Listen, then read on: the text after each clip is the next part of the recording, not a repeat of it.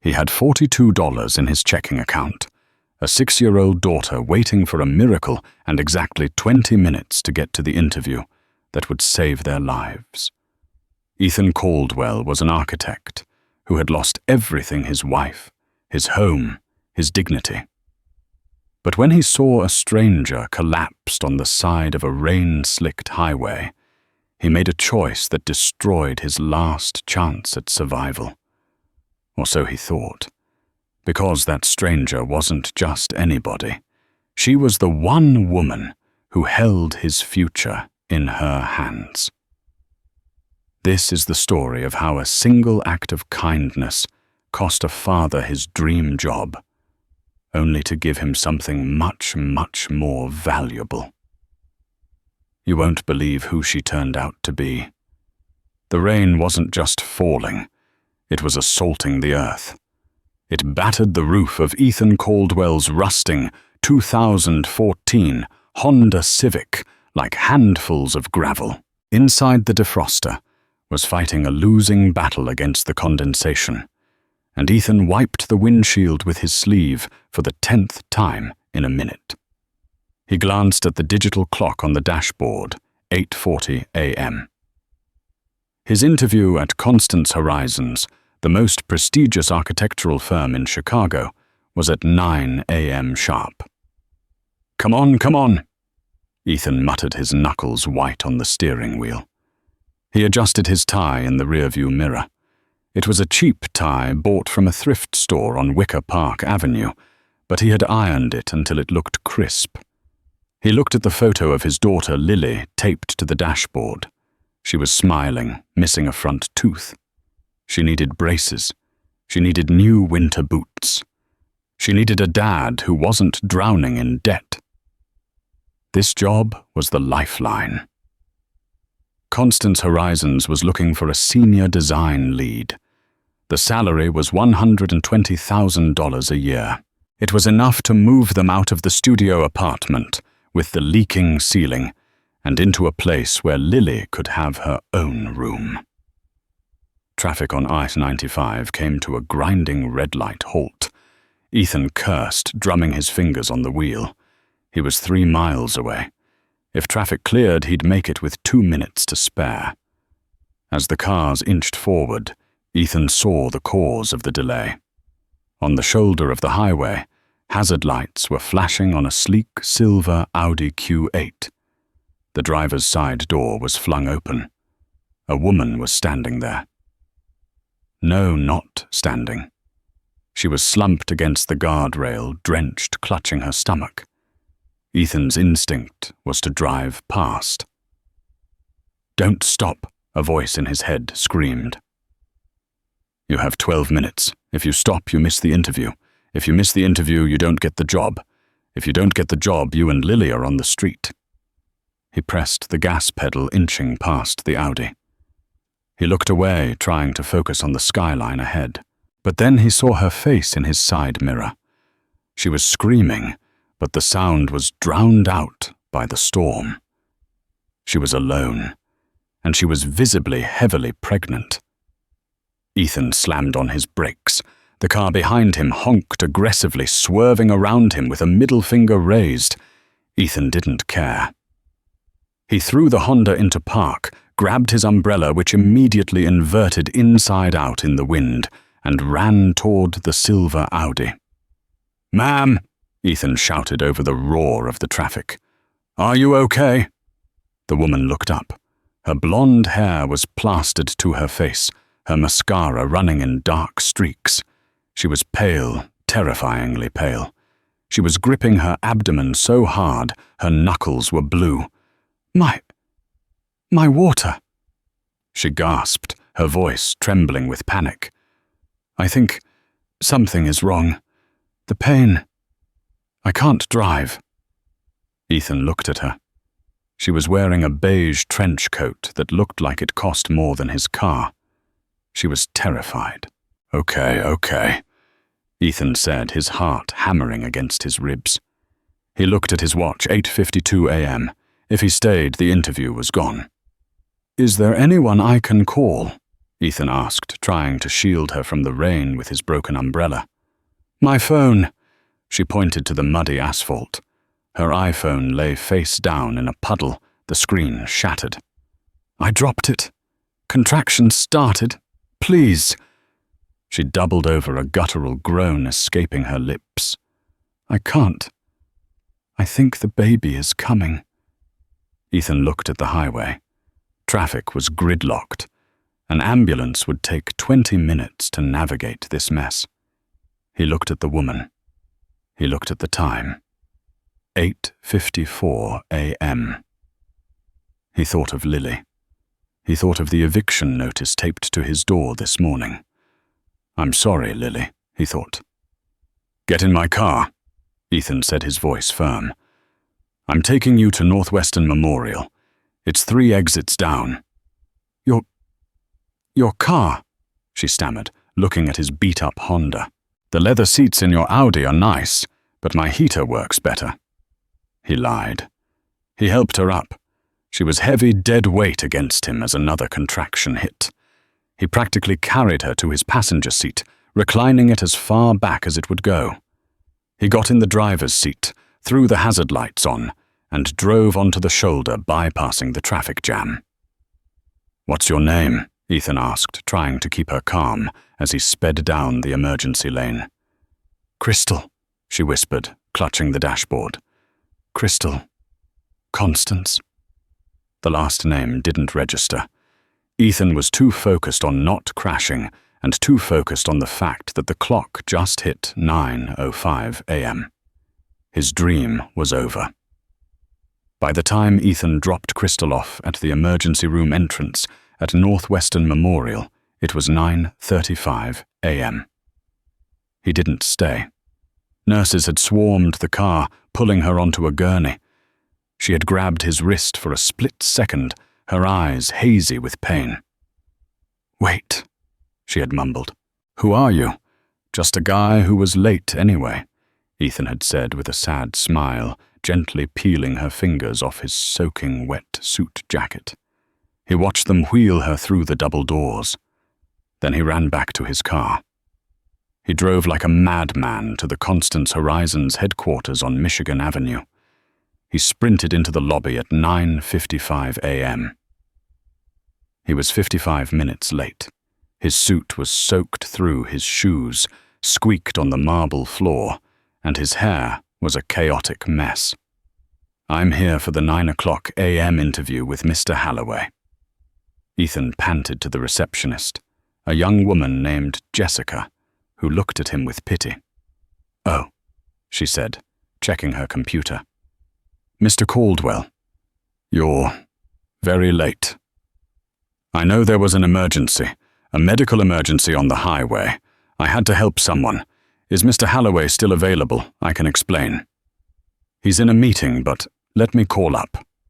Ethan stood there, dripping water onto the pristine floor, shivering. 5 minutes later, the elevator doors opened. It wasn't the warm welcome he hoped for. Bradford Halloway walked out. He was a man who looked like he had been manufactured in a boardroom, slicked back hair, a tailored pinstripe suit, and a sneer that seemed permanently etched onto his face. He held Ethan's resume in his hand, like it was a dirty tissue. Mr. Caldwell, Brad said, stopping 10 feet away, as if getting closer would contaminate him. Mr. Halloway. Ethan stepped forward, extending a hand. I am so incredibly sorry. I ran into a serious situation on I-95. A woman was in labor on the side of the road. I had to take her to the hospital. I realize how this looks, but... Brad laughed. It was a cold, dry sound. He didn't shake Ethan's hand. A woman in labor. Really? Brad smirked, glancing at the receptionist. That's the best you could come up with. What was my dog ate my car keys too cliché for you? I'm telling the truth, Ethan said, his jaw tightening. You can call Northwestern Memorial. I just dropped her off.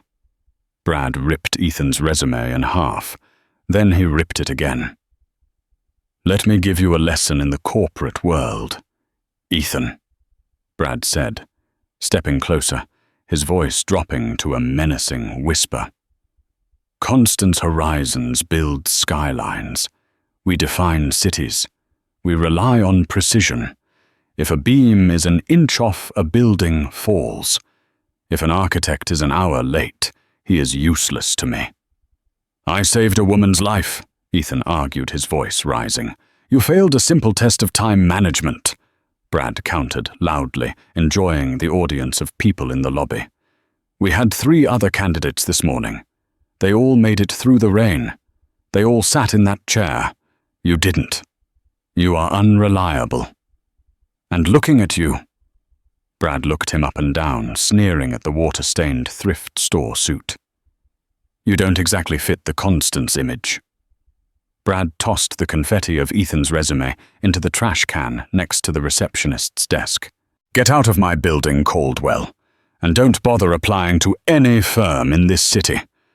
I talk to everyone. I'll make sure they know about your woman in labor excuse. Ethan stood there, humiliated. He looked at the trash can. He looked at Brad's smug face. He wanted to scream. He wanted to punch the man. But he couldn't. He had a daughter. He couldn't go to jail. You're making a mistake, Ethan said quietly. Security, Brad called out, turning his back. Ethan turned around and walked out into the rain, which was still falling indifferent to his ruin. 2 weeks passed. They were the longest 2 weeks of Ethan's life. Brad Halloway hadn't been bluffing. Ethan applied to 4 other firms, Vantage Architects, Build Corp, Gable and Stone. 2 of them didn't call back. The other 2 gave him phone interviews that ended abruptly. One hiring manager actually asked, "Are you the guy who made up the pregnancy story? Brad had poisoned the well." Ethan sat at his kitchen table staring at a pile of bills. The eviction notice was no longer a threat. It was a promise. He had 7 days to pay $1,800 in back rent or vacate. Daddy? Ethan jumped, covering the bills with a newspaper. Lily was standing in the doorway of the kitchen, holding her stuffed rabbit, Mr. Hops. She was wearing her favorite pajamas with rocket ships on them. Hey, Lil Bit. Ethan forced a smile, his eyes tired. Why aren't you asleep? My tooth hurts, she said, touching her cheek. Ethan's heart sank. She needed that dentist appointment, the one that cost $200 just for the consultation. Come here, he said, pulling her onto his lap. He kissed her forehead. She felt warm, maybe a slight fever. We'll get some ice, okay? And I'll read you the story about the architect who built a castle on the moon. The one who looks like you? Lily asked. Yeah, the one who looks like me. That night, after Lily finally fell asleep, Ethan went to his laptop. He closed the tabs for architectural jobs. He opened Craigslist. He opened the general labor section. He couldn't be an architect anymore. He just needed cash. Fast. He found an ad, night shift janitor needed, urgent hire, $18 per hour. Start immediately. It was for a commercial cleaning service called Clean Sweep. The address for the assignment was in downtown Chicago. Ethan applied. He got a text 10 minutes later. Can you start tomorrow night? Yes, Ethan typed back. The next evening, Ethan put on the blue Clean Sweep jumpsuit. It smelled like bleach and other people's sweat. He dropped Lily off at Mrs. Higgins' apartment next door. Mrs. Higgins was 70, smoked menthols, and loved Lily like a granddaughter, but Ethan couldn't afford to pay her much longer. I'll be back by 6 a.m. Mrs. Higgins, Ethan said, handing her a $20 bill, his last one. Don't you worry, honey. Go do what you gotta do, she said, patting his cheek. Ethan took the bus downtown. He reported to the foreman, a gruff man named Mike. "All right, new guy," Mike said, handing him a mop bucket and a keycard. "You're on the executive floors tonight, floors 40 through 45. The big wigs don't like dust. Wipe everything. Empty every bin. And for God's sake, don't touch any papers on the desks. These people sue for sport." "Got it," Ethan said. He took the service elevator up. He watched the numbers climb. 10, 20, 30, 40. The elevator dinged. Ethan stepped out into a lavish hallway with glass walls and plush carpeting. He looked at the logo embossed in gold on the wall behind the reception desk. Constance Horizons. Ethan froze. Fate, it seemed, had a cruel sense of humor. He was cleaning the offices of the company that had rejected him. He was mopping the floors of the building he was supposed to be designing.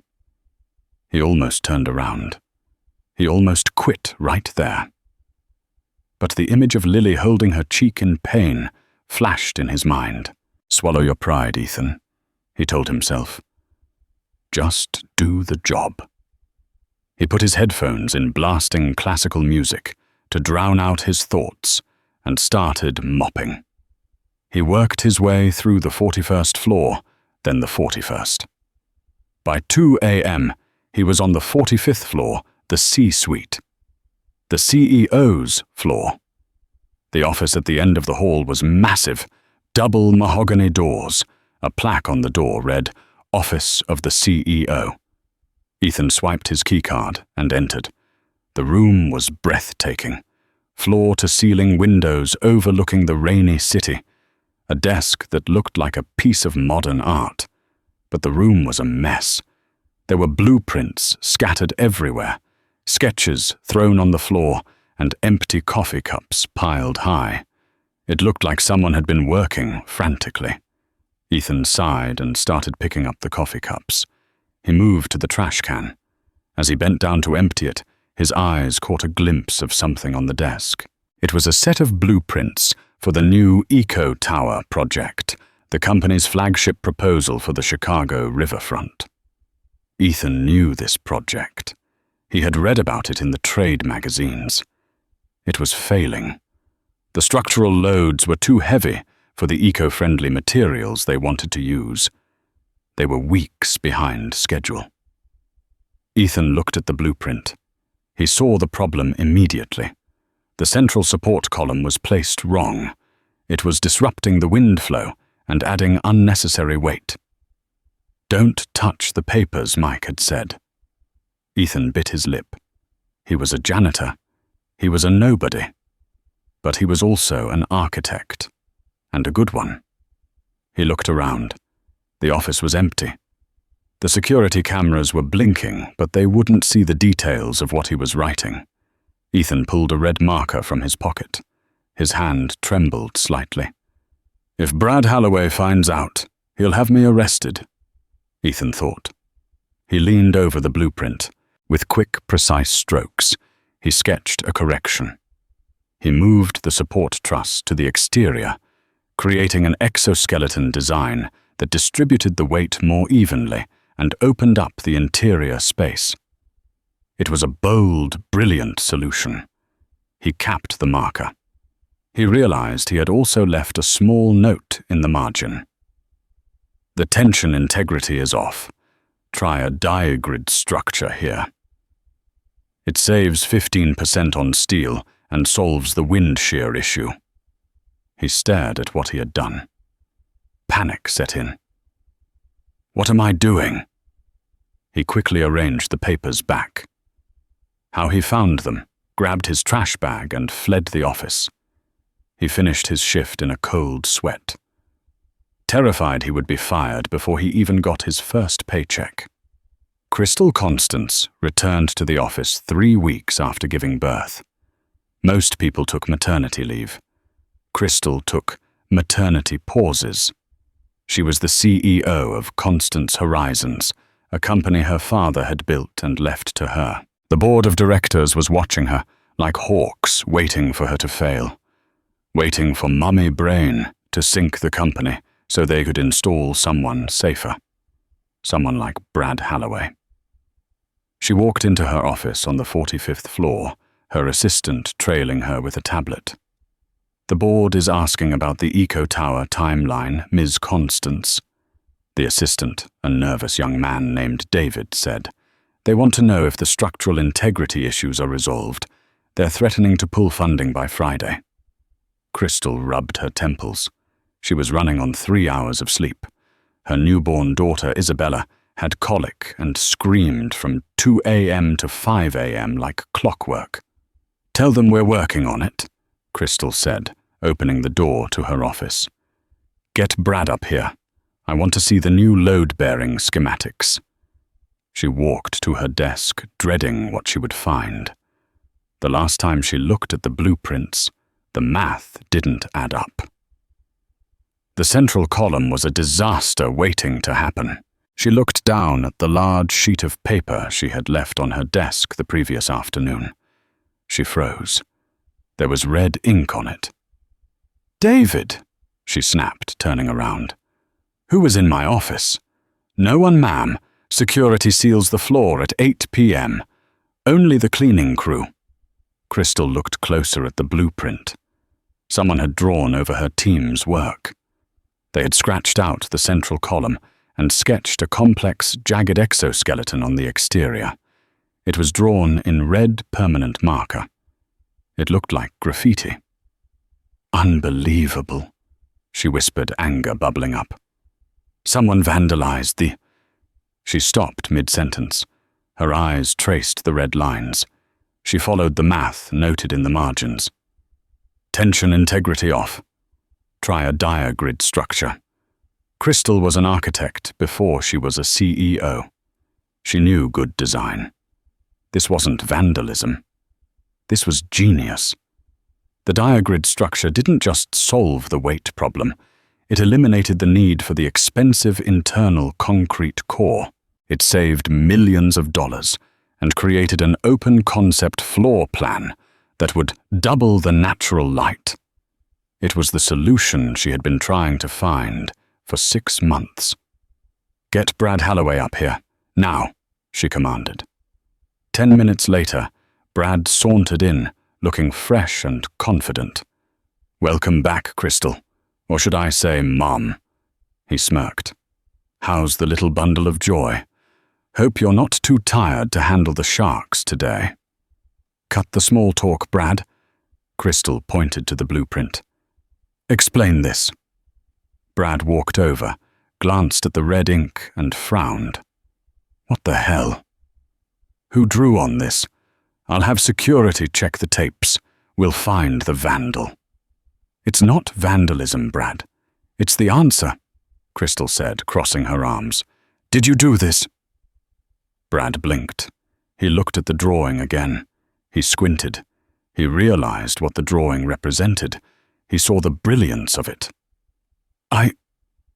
Well, Brad stammered, his mind racing. He adjusted his cufflinks. "I was working late last night. I didn't want to present it until I was sure it would work. I was just sketching ideas, rough concepts." Crystal narrowed her eyes. "You sketched a diagrid exoskeleton last week. You argued that exoskeletons were aesthetic garbage." "I had a breakthrough," Brad lied smoothly. "Epiphany. You know how it is." Crystal didn't buy it. Not for a second. Brad was a competent manager, but he wasn't a visionary. This drawing had a fluidity, a boldness that Brad lacked. "Fine," Crystal said. "If you drew it, walk me through the wind shear coefficients for the upper third." Brad froze. He looked at the margin notes. The math was there, but it was advanced calculus he hadn't used since college.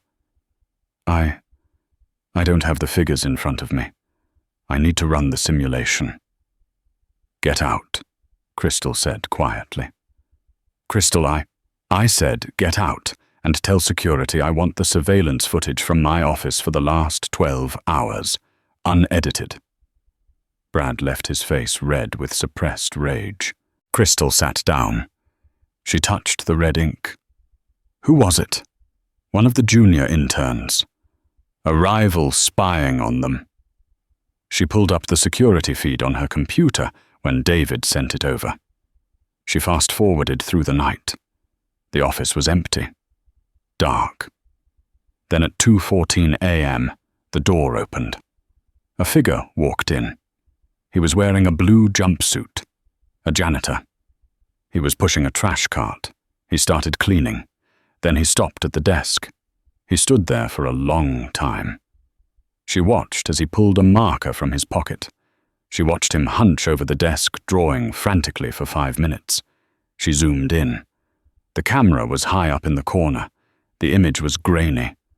She couldn't see his face clearly, just dark hair and a jawline covered in stubble. But there was something familiar about the way he moved, the way he hesitated before leaving, like he was leaving a piece of himself behind. "Who are you?" she whispered to the screen. She checked the cleaning schedule. The company was clean sweep. She picked up her phone. "David, tell the night shift security to let the cleaning crew in as usual tonight. But I want the camera feed live on my phone. And I'm staying late." Ethan didn't want to go back to the 45th floor. He had spent the entire day terrified that the police would show up at his door for destroying corporate property. But he needed the money. Lily's tooth was getting worse. She was waking up crying now. He had given her Tylenol, but the bottle was almost empty. He clocked in at clean sweep at 6 p.m. "Hey, Caldwell," Mike the foreman grunted. "You're on the top floors again. Don't screw it up. I heard the CEO is back and she's a witch." Ethan nodded, keeping his head down. He worked his way up the building. Every time an elevator dinged, he flinched. By 1:00 a.m., he reached the 45th floor. The lights were dimmed. The office was silent. He pushed his cart toward the double doors. He took a deep breath. Just empty the trash. Don't look at the desk. Don't look at the blueprints. He entered the office. It smelled of expensive perfume and coffee. He went straight to the bin. He tied the bag. He turned to leave. But his eyes betrayed him. They flicked to the easel set up in the corner of the room. A new rendering was pinned there. It was a mock-up of the lobby for the Eco Tower. Ethan stopped. It was all wrong. The lighting schematics were based on the old structure. With the new diagrid he had drawn, the shadows would fall differently. The way they had it now, the lobby would be pitch black by 3 p.m. in the winter. They didn't update the solar orientation. Ethan muttered to himself. He gripped the handle of his mop. "Walk away, Ethan." He took a step towards the door. Then he turned back. He couldn't help it. It was like an itch in his brain. Architecture wasn't just his job. It was his language. Seeing it spoken incorrectly physically hurt him. He walked over to the easel. He didn't have a marker this time. He picked up a charcoal pencil from the tray. He began to shade the rendering, correcting the light angles, showing how the shadows would actually fall and sketching a skylight modification that would capture the afternoon sun. He was lost in the work. The scratch of the charcoal on paper was the only sound in the room. "You missed a spot." The voice came from the shadows behind the large leather sofa. Ethan jumped, dropping the charcoal. It clattered on the floor, shattering into pieces. He spun around. A woman stepped out from the darkness. She was wearing a sharp black business suit, her arms crossed. Her eyes were piercing. Ethan's heart stopped. He recognized her, not just as the woman from the rain, but as the woman in the magazines, the woman whose name was on the wall. Crystal Constance. I'm sorry," Ethan stammered, backing away, holding his hands up. I was cleaning. I didn't mean to." You fixed the load-bearing issue last night, she said, taking a step closer. She didn't look angry. She looked curious, intense. And just now you corrected the solar gain on the lobby. Brad Halloway has 20 years of experience and he didn't catch that. Ethan looked at his dirty work boots. I should go. Please don't report me to my boss. I really need this job. Look at me, she commanded. Ethan slowly lifted his head. Crystal gasped. The silence in the room stretched heavy and electric. She took another step, her professional demeanor cracking. Her eyes widened, searching his face. The stubble was thicker, he looked more tired, thinner even, but those eyes, kind, panicked, and blue, were unmistakable. It's you, she whispered. Her hand went to her stomach instinctively, a memory of the pain from that day. Ethan swallowed hard. Miss Constance, you're the man from the highway, she said, her voice shaking slightly. You saved me. You saved Isabella. Isabella.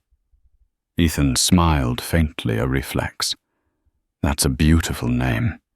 Is she okay? She's perfect, Crystal said, because you got us to the hospital in time. The doctors said if I had been stuck in that traffic for another hour, with the complications I had. She trailed off, shaking her head. I never got to thank you. You disappeared. I had to be somewhere, Ethan said, looking away. Where? Crystal asked. Where was so important that you left a woman in labor at the ER entrance without leaving your name? Here, Ethan said quietly. Here, Crystal frowned. At the hospital? No. Here. Constance Horizons. Crystal looked confused. She looked at his blue jumpsuit. She looked at the mop bucket. I don't understand. You work for Clean Sweep. I do now, Ethan said, his voice bitter. But that morning, 2 weeks ago, I was here for an interview, for the senior design lead position. Crystal's eyes widened. The 9:00 a.m. slot. Brad was conducting those interviews. I was late, Ethan said, because of the rain and the detour to the hospital. I walked into the lobby at 9:55 a.m. Crystal put a hand over her mouth. Oh my God. Mr. Halloway didn't want to hear it. Ethan continued, the shame burning his cheeks. I told him I helped a woman in labor. He laughed at me. He said it was a pathetic excuse. He tore up my resume and had security throw me out. He what? Crystal's voice turned to ice. He told me I was unreliable, that I didn't fit the Constance image. Ethan gestured to his jumpsuit. I guess he was right. I needed money. Fast. So I took this job. It's ironic, right? Cleaning the floors of the building I wanted to help design. Crystal was trembling. Not from fear, but from a rage so hot it felt like it could melt the steel beams of the tower. Ethan, she said, reading the name tag on his jumpsuit. Ethan Caldwell? Yes. Ethan, you are the most talented architect I have seen in this office in 5 years. Your graffiti saved the Eco Tower project. Before Ethan could respond, the office doors burst open. Brad Halloway stormed in, followed by 2 security guards. There he is, Brad shouted, pointing a finger at Ethan. I saw him on the remote feed. He's defacing the lobby renderings. Grab him. The guards moved forward. Ethan flinched, stepping back. I wasn't. You're done, pal, Brad yelled, his face gleeful. I knew there was a rat vandalizing company property. That's a felony. I'm pressing charges. Drag him out of here. One of the guards grabbed Ethan's arm. Let him go. The voice cracked through the room like a whip. Brad stopped. The guards froze. They all turned to look at Crystal. She was standing behind her desk, her hands pressed flat against the surface. She looked like a queen preparing an execution. "Crystal." Brad blinked. "What are you doing?" "This is the guy. The vandal. I caught him red-handed." "Let him go." Crystal enunciated every word. The guard released Ethan immediately. Crystal walked around the desk. She walked past Ethan, standing between him and Brad. She stared Brad down. He was 6 feet tall, but in that moment, she towered over him. "You fired him," Crystal said, her voice dangerously low. "What?" Brad looked confused. "I didn't fire the janitor. I've never seen him before." "Not the janitor, Brad. The candidate, 2 weeks ago. The one who was late." Brad laughed nervously. "Oh, that guy. The one with the fake sob story about the pregnant woman, Crystal, come on. He was a mess. He was an hour late. I did you a favor." "That pregnant woman," Crystal said, her eyes boring into Brad's soul, "was me." The color drained from Brad's face instantly. It was as if someone had pulled a plug. "What? I was the woman on the side of I-95, Crystal said, stepping closer to Brad until he had to take a step back. "I was the one dying in the rain, and this man," she gestured to Ethan, "sacrificed his interview, sacrificed his shot at this job to save my life and my daughter's life." Brad opened his mouth, but no sound came out. He looked at Ethan, then back at Crystal. I didn't know. How could I know? You didn't know because you didn't listen," Crystal snapped. "You didn't check. You judged. You saw a man in a wetsuit and decided he was beneath you. And then," she pointed to the blueprints, "you tried to take credit for his work. You lied to my face yesterday." "Crystal, please, it was a misunderstanding." "You're fired, Brad," Crystal said. Her voice was calm, final. "You can't do that," Brad sputtered. "I'm the VP of Operations. The board answers to me." Crystal cut him off. "And if you want to fight it, I will show them the security footage of you, claiming this man's work as your own. That's intellectual property theft. It's fraud.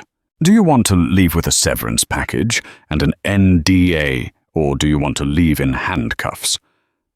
Brad looked at the guards. They weren't looking at him anymore. They were looking at the floor.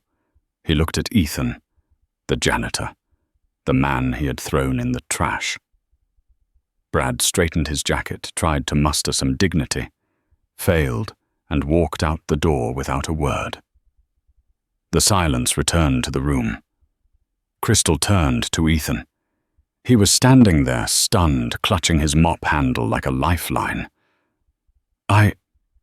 Ethan started, but his voice failed him. Crystal walked over to him. She reached out and gently took the mop from his hands. She propped it against the wall.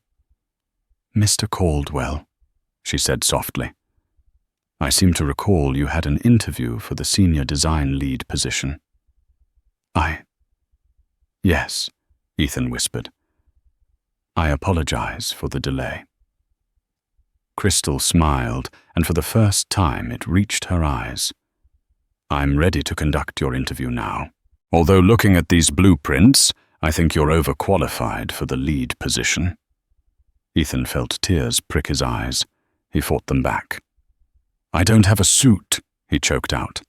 "That's okay," Crystal said, extending her hand. "We have a very relaxed dress code for partners." "Partners?" Ethan asked, shaking her hand. "We can discuss the title over coffee," she said. "But first tell me about your daughter, the one whose picture was on your dashboard." Ethan smiled, a real, genuine smile that broke through the weeks of exhaustion. "That's Lily." "Well, Ethan," Crystal said, "let's make sure Lily gets those braces. The transition from janitor to partner wasn't a fairy tale transformation. It was a war. The following Monday, Ethan walked into Constance Horizons not in a jumpsuit, but in a charcoal suit Crystal had insisted on buying for him. "It's a signing bonus," she had argued when he tried to refuse. He felt like an imposter. The security guard, the same one who had almost dragged him out, nodded at him nervously. But the real storm was brewing upstairs. Brad Holloway hadn't gone quietly. He had gone to the press. By 10 a.m., the headlines were everywhere. The Chicago Tribune, Business Insider, and the local tabloids all ran the same story. CEO goes rogue, Constance Horizons hires homeless janitor to lead billion-dollar project. Brad had spun the narrative perfectly. He painted Crystal as an unstable new mother, making irrational decisions, and Ethan as a destitute con man, preying on her vulnerability. When Ethan stepped off the elevator on the 45th floor, the atmosphere was suffocating. The staff stared. Whispers stopped the moment he walked by. "Ignore them," Crystal said, meeting him in the hallway. She looked tired but fierce. "Brad is trying to burn the house down on his way out." "Maybe he's right," Ethan said, clutching his briefcase. "Crystal, look at the stock price. It dropped 4% this morning. I'm a liability. I can't be a partner. I can't even pay my own rent yet." "You're not a liability, Ethan. You're the asset," she said firmly. "We have an emergency board meeting in 20 minutes. The directors want to fire me. They want to scrap your diagrid design and go back to the concrete core. If they do that, the building will fail," Ethan said, his architect's instinct overriding his fear. "Exactly. That's why you're coming into that meeting with me." The boardroom was cold. 12 men and women in expensive suits sat around a long oval table. They looked at Ethan like he was a stain on the upholstery. "This is preposterous, Crystal." The chairman, an elderly man named Barrett Vance, no relation to the forbidden names, just a classic austere name, grumbled. "We are the laughingstock of the industry. A janitor, really." "Mr. Caldwell is a qualified architect," Crystal said, taking her seat at the head of the table. "Top of his class at Illinois Tech.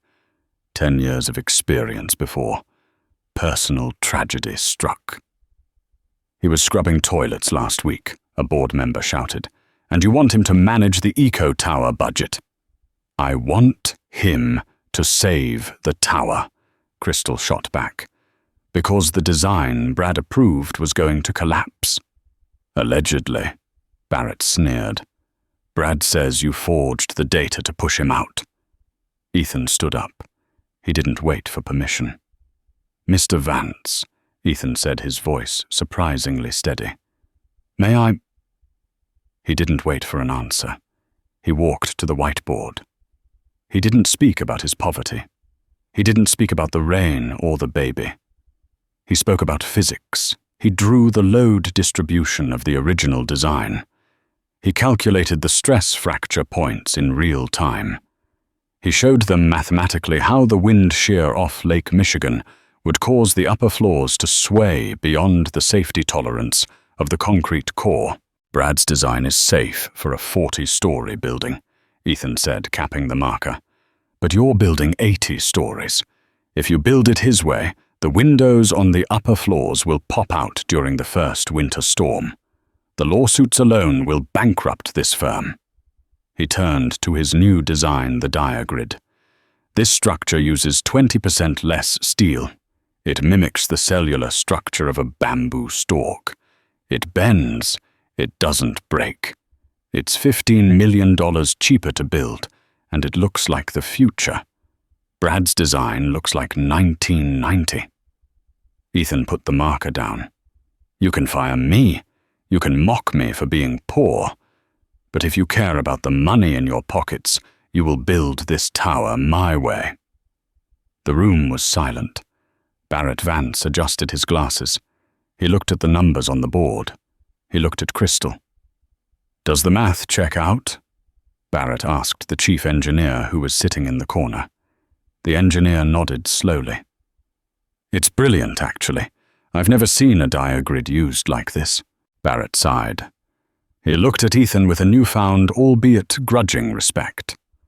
"Fine. We proceed with the Caldwell design. But if the stock doesn't recover by the quarterly review, you're both out." The elevator doors closed on the 45th floor, sealing Ethan and Crystal inside a quiet metallic box. The board meeting was over. The shouting had stopped, but the silence that followed was heavier than the noise. Ethan leaned his head back against the mirrored wall, letting out a breath he felt like he'd been holding for an hour. His hands, still clutching the marker he'd used to save his career, were trembling slightly. "You were terrifying in there," Crystal said softly. She wasn't looking at him. She was watching the floor numbers descend. "Terrifying good or terrifying bad?" Ethan asked, turning his head. "Terrifyingly brilliant," she admitted, finally meeting his eyes. The steeliness she maintained in front of the board, the iron CEO persona, melted away. In its place was just a tired mother who had bet her entire legacy on a man she found mopping her floors a week ago. Barrett Blackwood looked like he was going to have a stroke when you erased Brad's load-bearing calculations. "It was the only way to make him see," Ethan said. He straightened his tie, the one Crystal had bought him. It still felt foreign around his neck. "But we bought ourselves a ticking clock, Crystal. 6 months. If the Eco Tower isn't topped out and under budget by the shareholders' review, we're both finished. I'm back to being a janitor, and you lose your father's company." Crystal stepped closer to him. The air in the elevator shifted, charged with a sudden, undeniable electricity. "Then we better get to work, partner." The next 3 months were a blur of concrete steel and sleepless nights. Ethan didn't just design the building. He lived it.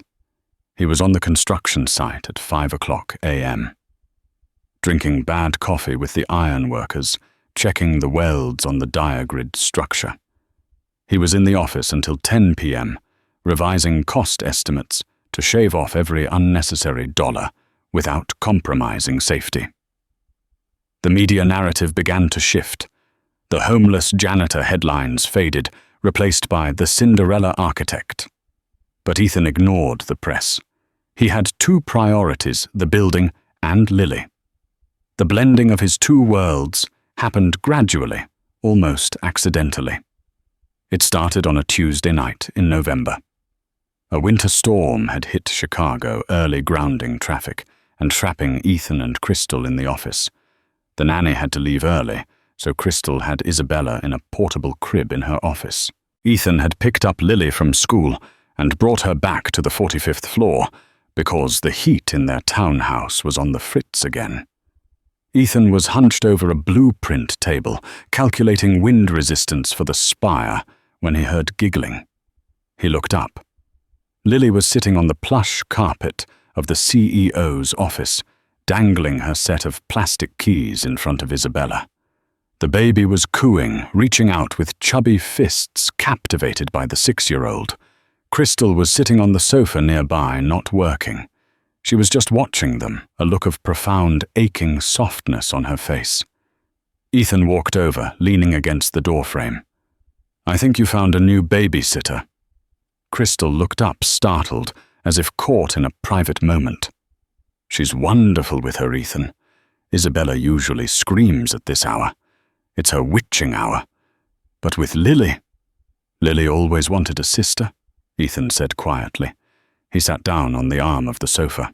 "She asked me last week if we were going to be poor forever." Crystal winced. "What did you tell her?" "I told her that we're building something, and that building takes time."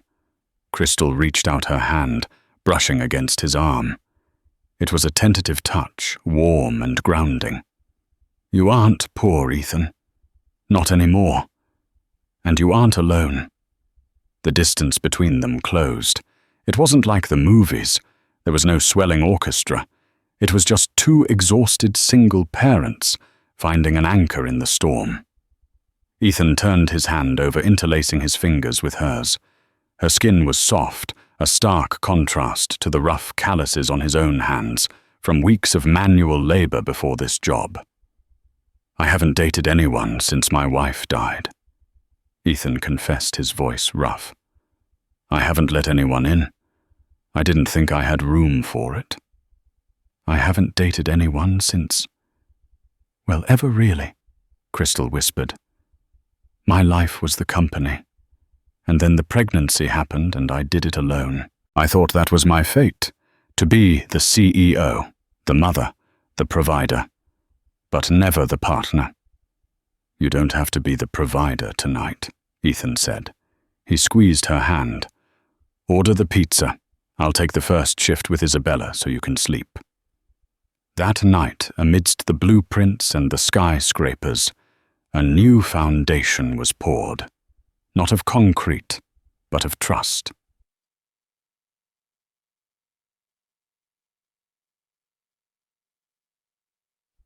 Six months later. The day of the topping out ceremony. The Constance Eco Tower pierced the Chicago sky, a crystalline needle rising 80 stories above the river. The diagrid exoskeleton caught the morning sun, reflecting it in a dazzling display of engineering and art. It was a masterpiece. The observation deck on the 80th floor was crowded. Journalists, city officials, and the entire board of directors were there, holding champagne flutes. The wind whipped around the open steel beams, but the mood was celebratory. Barrett Blackwood approached Ethan. The old man looked smaller than he had in the boardroom, humbled by the sheer scale of the success surrounding them. The stock is up 22%, Barrett said, extending a hand. I've seen a lot of buildings go up in this city, Caldwell, but I've never seen one that breathes like this. You were right. The bamboo structure holds. It bends, Ethan corrected him with a smile, shaking the hand of the man who had wanted to fire him. It survives because it knows how to yield. Well, Barrett grunted, nodding toward Crystal, who was holding court with the mayor near the edge of the deck. She was right about you. Don't make me regret admitting that. Ethan walked away from the praise. He wasn't looking for the cameras. He scanned the crowd for the only people who mattered. He found them near the safety railing. Lily was wearing a new dress, blue her favorite color, and pointing out landmarks to Mrs. Higgins, who Ethan had invited as a VIP guest. And next to them stood Crystal holding 6-month-old Isabella. Crystal looked breathtaking. She wore a white coat that whipped in the wind, looking every bit the titan of industry she was. But when she saw Ethan approaching, her professional smile shifted into something genuine, something intimate. We did it, she said as he reached her. Under budget, ahead of schedule. Brad Halloway is currently giving interviews claiming he mentored you, but no one is listening. Let him talk, Ethan said, looking out at the horizon. The lake stretched out endlessly, blue and calm. I don't care about the credit. I care that this building is going to stand for 100 years. He looked down at Isabella. She was awake, her bright eyes tracking a seagull flying past. Here, Crystal said, shifting the baby toward him. She wants you. Ethan took Isabella into his arms. She felt solid now, heavier, a real person. She grabbed the lapel of his suit jacket and buried her face against his chest. Dada, Isabella babbled. Ethan froze. The sound was small, lost in the wind, but he heard it. He looked at Crystal. She's been practicing, Crystal said, her eyes shimmering with tears. I didn't teach her that. She just knows. You're the one who saved her life, Ethan. You're the one who feeds her bottles at 3 a.m. when I have a conference call. You're the one who reads her stories about architects on the moon. Ethan looked at Lily, who had run over and was hugging his leg. Did you hear that, Daddy? She said it. Ethan felt a lump in his throat, the size of the building he had just constructed. He had lost his wife. He had lost his home. He had lost his dignity in a rainy parking lot. But standing here 80 stories in the sky, he realized he had been given a second life. He wrapped one arm around Crystal, pulling her close. The cameras were flashing behind them, capturing the golden couple of Chicago architecture, but Ethan didn't notice. I love you, Ethan told her, his voice steady and sure. I love both of you, all three of you. Crystal reached up, touching his cheek. I love you too, Ethan. Thank you for stopping the car. I didn't just stop the car. Ethan smiled, kissing her forehead as the crowd erupted in applause behind them. I finally parked it. Below them, the city moved on a grid of traffic and noise. Somewhere down there in the rain, another person was probably having the worst day of their life, completely unaware that their miracle was just around the corner. Ethan looked at the view one last time. The storm was over. The sky was clear. And for the first time in years, the architect was finally home. And that is the incredible story of Ethan and Crystal. It reminds us that sometimes rock bottom isn't the end, it's just the foundation for something much higher. Ethan thought he lost everything when he missed that interview, but by choosing kindness over ambition, he didn't just get a job. He built a family.